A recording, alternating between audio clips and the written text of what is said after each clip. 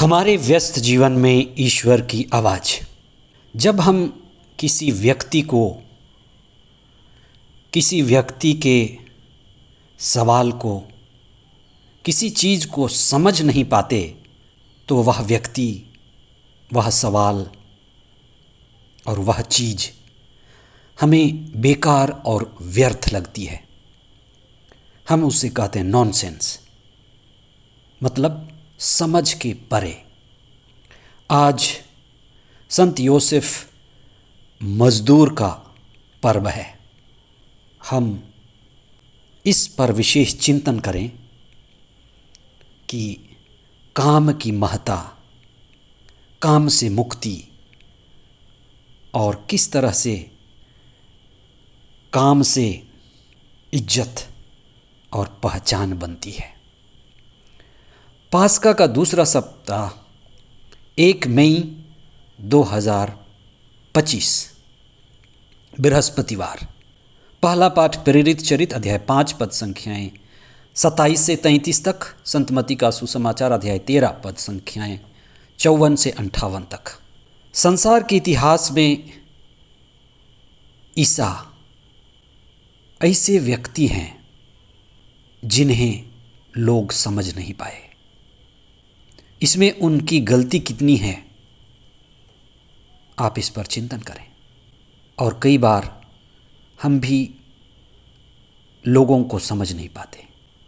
उन दिनों इस्राएल रोमियों के गुलाम थे। इस्राएल देश रोमियों के गुलामी में था और वे एक मुक्तिदाता, बचाने वाला, मसीहा और उनकी समझ के अनुसार युद्ध जीतने वाला, युद्ध विजेता, चक्रवर्ती सम्राट, ऐसे व्यक्तित्व की प्रतीक्षा थी। और जब ईसा आए तो वे नाज़रेत में जन्मे। वह स्थान नाज़रेत किसी भी ढंग से प्रसिद्ध नहीं था, लेकिन वह इलाका पिछड़ा, बेईमान लोग, निचले दर्जे के समझे जाने वाले लोग रहते थे। आप ईसा के शिष्य नथानाएल की उस बात को याद करें जब वे फिलिप से मिलते हैं और उनसे जवाब देते हैं कि क्या नाज़रेत से कुछ अच्छी चीज़ आ सकती है। उनके मन में सबसे पहले संदेह था। नाथानाएल का संदेश सभी के लिए है। उनके दूसरे शिष्य भी संदेह में रहे। जब ईसा अपने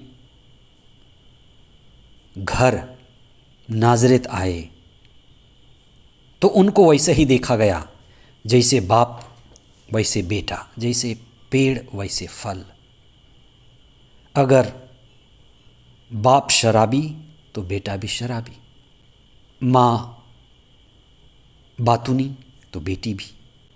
बढ़ाई जो प्रतिदिन शायद 100 रुपये कमाने वाला, कठिन मेहनत करने वाला, मजदूरी की श्रेणी। और ईसा का जीवन, ईसा की शिक्षा, जिसमें ईश्वरीय ज्ञान, दिव्य ज्ञान, मुक्ति का मार्ग छिपा हुआ था, इसलिए बहुत सारे लोग आश्चर्यचकित थे। धर्म शास्त्र में इसी बात की चर्चा है कि लोग हमेशा बट जाते थे। सत्य हमें बांट देती है। देखने का ढंग, किस जगह हम खड़े होते हैं, मायने रखता है। आज संत योसेफ मजदूर को याद करते हुए काम करने वालों को महत्व दिया जाता है।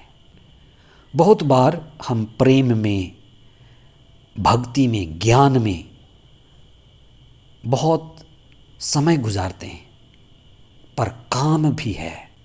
ईसा ने संत यूहन्ना के सुसमाचार अध्याय 5 पद संख्या 17 में कहा था कि मेरा पिता काम कर रहा है और मैं भी काम कर रहा हूँ।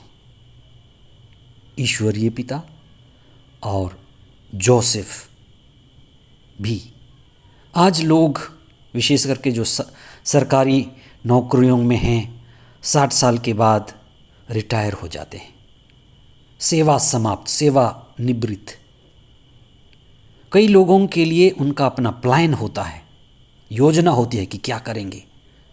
कई लोग संघर्ष करते हैं और कई लोग निराशा, बेचैनी और अक्रमण्यता में डूब जाते हैं। इसलिए आज आप इस बात पर चिंतन करें कि काम हमें क्या देता है। पश्चिम में एक नारा चला था, ओरा एत लबोरा, प्रार्थना करें और काम करें, काम करें और प्रार्थना करें।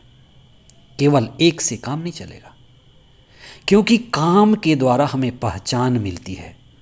जो काम करता है वह पहचान पाता है, काम के द्वारा हमें इज्जत मिलती है। जो भी व्यक्ति काम करता है उसकी इज्जत होती है। जो भी व्यक्ति काम करता है उसे अधिकार मिलता है। मजदूर को रोटी का अधिकार है।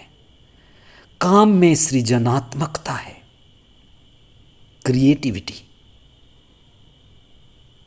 अगर मैं कुछ संसार को दे सकता हूँ, आप कुछ संसार को दे सकते हैं, तो ये क्रिएटिविटी है। इसलिए जब तक आप जीवित रहें, सकारात्मक ढंग से काम करते जाएं, छोटा या बड़ा, काम को महत्व दें। हमारे जीवन में काम जरूरी है। आज